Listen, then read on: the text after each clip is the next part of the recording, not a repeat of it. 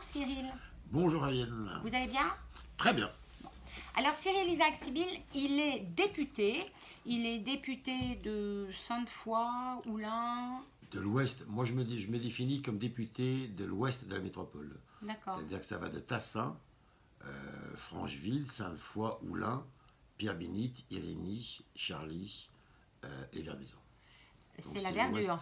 C'est l'ouest de la métropole de Lyon. Voilà, mais c'est l'ouest vert et l'ouest moins ouest que Écully, Saint-Cyr, Saint-Didier. C'est qui votre collègue là-bas? Non, et puis c'est de l'ouest aussi qui travaille, dans le sens où il y a beaucoup d'industries, et notamment de chimie, ou d'industrie dans le sud de la circonscription.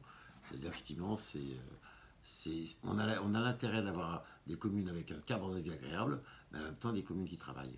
Alors, communes qui travaillent, vous travaillez aussi. Vous êtes ancien président du MoDem. Je ne sais pas si vous êtes toujours... Tout à fait. Voilà. Fidèle au mouvement démocrate. Voilà. Député, comme je l'ai dit, vous êtes député La République En Marche. Je suis député majoritaire, mais je suis inscrit au groupe Mouvement démocrate à l'Assemblée. Ils ne vont rien comprendre, nos auditeurs. Mais ça ne fait rien, c'est grâce à Macron que vous avez été élu. Voilà, je suis dans la majorité présidentielle, et dans la majorité présidentielle, il y a deux piliers.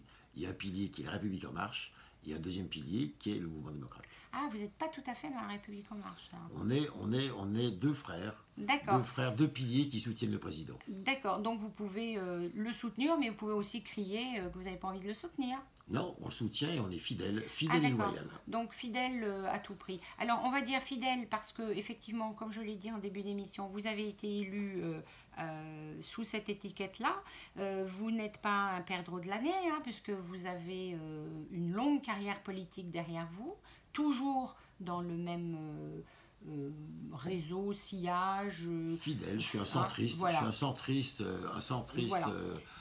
Un centriste fidèle. Alors, vous avez profité de cette énorme vague et maintenant, il faut travailler. Alors, au-delà du soutien qu'on peut avoir pour M. Macron, aujourd'hui, on le voit bien, ça ne va pas aussi bien qu'on pourrait le croire, puisque on a une manifestation pratiquement tous les week-ends des fameux gilets jaunes, et que d'ailleurs, on a proposé, je crois que la ministre propose ou a proposé de modifier sa loi sur le transport en arrêtant la taxe sur les poids lourds. Les péages urbains. Ouais, et les péages urbains. Alors justement, on habite une métropole, vous êtes de Sainte-Foy-les-Lyons.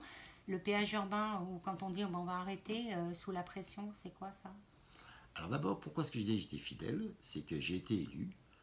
Et on a une large majorité à l'Assemblée nationale a été élue sur un programme. Le programme, ça change un petit peu, dans le sens où on a plusieurs priorités. Et il faut que les priorités soient très claires.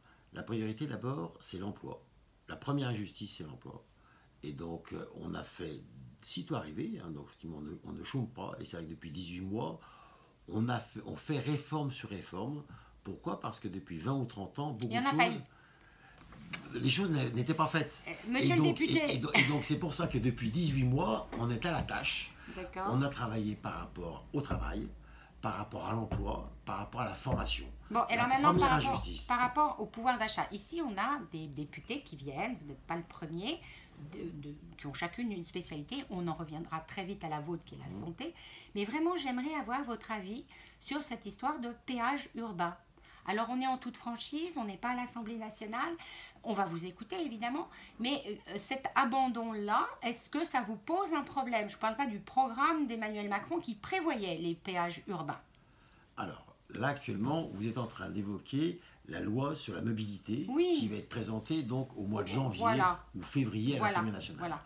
Donc la loi est en cours de fabrication et pour le moment, c'est une présentation qui est faite par le gouvernement. Vous m'excuserez, mais il y a une séparation des pouvoirs. Mais alors, vous, qu'est-ce que la vous en séparation pensez, des pouvoirs député? fait que c'est les députés et c'est la représentation nationale qui votons les lois. Oui. Donc, on va examiner cette loi, le gouvernement fait des propositions et on va voir ce qu'on va faire. Alors, par rapport au péage, c'est vrai qu'il y avait dans un chapitre de la loi qui était réservé... Et parce que vous habitez la métropole, je vous pose cette question. Il y a deux choses, et c'est intéressant, les péages urbains sont intéressants. Lyon n'était pas intéressé, et il y a peu de métropoles qui sont intéressées par des péages urbains. Par contre, nous, au niveau de la métropole, se posait la question, et on va voir, on va l'examiner, on va discuter. Pour le moment, rien n'est fait. Le gouvernement ne fait que proposer une loi, c'est l'Assemblée nationale qui la vote. Là, il y avait, concernant la métropole de Lyon, il y avait l'idée d'avoir ce qu'on appelle un péage de transit, dans le sens où le principe, c'était faire en sorte qu'il y ait moins de véhicules, d'autant que la 6 à 7 est déclassée, qu'il y ait moins de véhicules, moins de trafic national qui passe au sein de l'agglomération. Donc jusqu'à maintenant, et dans la loi, c'est pas un péage urbain, hein, c'est uniquement un péage de transit pour faire payer ceux qui viennent asphyxier la métropole. Ceux qui traversent la métropole oui. sans s'y stationner. D'accord. Par rapport au péage de transit, on aura en discuter au mois de janvier-février. Donc on compte sur vous pour en discuter bien sûr, fermement. Bien sûr qu'on va en discuter. Tout le principe, et dire, c'est ce qui est intéressant par rapport aux gilets jaunes. Le principe, ce qu'il faut d'abord, et c'est vrai que, comme vous dites, on a sans doute un travail de pédagogie à faire. Ce qu'il faut, c'est expliquer quels sont les enjeux. On connaît les enjeux environnementaux, climatiques. On connaît les enjeux par rapport à la métropole. Hein, je vous rappelle les chiffres effectivement de particules fines dans la métropole, où il y a des dizaines de milliers de Lyonnais qui sont assujettis aux particules fines, et on peut pas ne rien faire. Ça fait 20 ou 30 ans qu'on ne fait rien. Il faut qu'on fasse quelque chose. Donc il y a déjà une bonne décision qui a été faite, qui était le déclassement à 6 à 7. Donc maintenant, effectivement, les gens ne vont plus passer par le tunnel de Fourvière. Souvenez-vous du fameux bouchon de Fourvière. Ouais. Et bien, le bouchon de Fourvière, maintenant, effectivement, les gens ne vont plus passer par là, dans le sens où l'autoroute est déclassée. Maintenant, la question, c'est où est-ce qu'ils vont passer. Donc, pour le moment, effectivement, le trajet, c'est plutôt passer par l'est de la métropole. Et après, tout ce qu'il va faire, c'est faire ce péage de transit pour éviter que les gens chantent ce contournement est et passent par le centre de Lyon. Mais c'est des vrais sujets d'actualité. Il y a des gens, je dis, il y a des dizaines, moi-même je suis médecin, je suis otorino, je sais ce que c'est que les particules fines, je sais ce que c'est que les malades et toute la problématique que ça engendre. On ne peut pas laisser un problème comme ça sans réagir. Donc par contre, et je reconnais que par rapport à ça, on a sans doute un travail à faire d'explication. Donc avant de voter, il faudra expliquer